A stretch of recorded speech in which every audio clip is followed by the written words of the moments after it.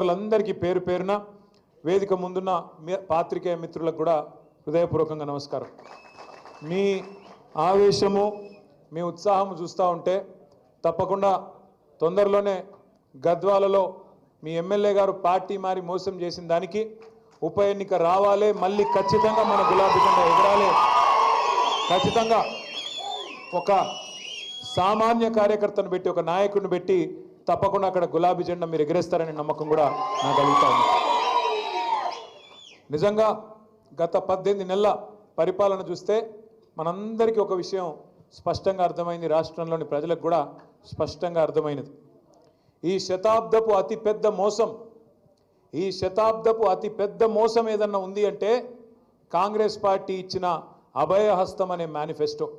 420 హామీలు ఇచ్చి ఎవరికి ఏది కావాలంటే అది చేస్తామని చెప్పి అరిచేతిలో వైకుంఠం చూపెట్టి ఆకాశంలో ఉన్న స్వర్గాన్ని కూడా మీ కాడికి తీసుకొస్తాం, మీ ఇంటి ముంగట పెడతామని చెప్పి పచ్చి అబద్ధాలు చెప్పి జూటా మాటలు చెప్పి ఈ శతాబ్దపు అతిపెద్ద మోసాన్ని రాహుల్ గాంధీ వచ్చి, సోనియా గాంధీ వచ్చి, మల్లికార్జున్ ఖార్గే గారు వచ్చి, ప్రియాంక గాంధీ వచ్చి, సిద్ధరామయ్య వచ్చి, ఒకరు కాదు పెద్ద పెద్ద వాళ్ళందరూ వచ్చి రకరకాల డిక్లరేషన్లు, రకరకాల మాటలు, ఎన్ని పచ్చి అబద్ధాలు చెప్పి వాళ్ళ ప్రజలను మోసం చేసినారో ఒక్కసారి గుర్తు తెచ్చుకోమని చెప్పి నేను కోరుతా ఉన్నా. ఇవాళ నిజంగా కూడా చెప్తున్నాను, నేను కొంత బాధతో కొంత మరి అసంతృప్తితో కూడా చెప్తా ఉన్నా ఈ మాట. అంతా బాగా నడుస్తున్న టైంలో 10 ఏళ్ళు తెలంగాణకు బలమైన పునాది పడి ముందుకు పోతున్న టైంలో ఆ మధ్యలో నేను చిన్నగా ఉన్నప్పుడు సినిమా వచ్చింది, మోసగాళ్ళకు మోసగాడని, యాదుకుందా?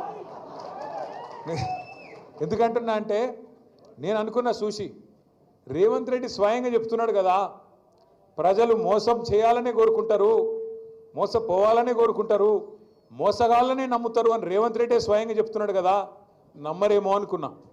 కాంగ్రెస్ పార్టీకి 55 ఏళ్ళు అవకాశం ఇచ్చినా కనీసం మంచినీళ్ళు ఇవ్వలేదు, కనీసం కడుపు నిండా బువ్వ పెట్టలేదు. అట్లాంటి దిక్కుమాలిన పార్టీని ఎవరన్నా నమ్ముతారా అనుకున్నా. కానీ మనోళ్ళు ఏ కారణం చేతనో కానీ, అంటే మీరు గద్వాలోళ్ళు కాదు, పాలమూరులో మిగతా నియోజకవర్గాల్లో మాత్రం నమ్మి బొక్కబొరలో పడ్డారు. ఈరోజు బాధపడుతున్నారు. ఇవాళ ఒక దగ్గర కాదు, ఎక్కడ పోయినా చెప్తున్నారు, ఎక్కడ పోయినా ఆపి పట్టి మరీ అడుగుతున్నారు, అన్నా ఎన్ని రోజులు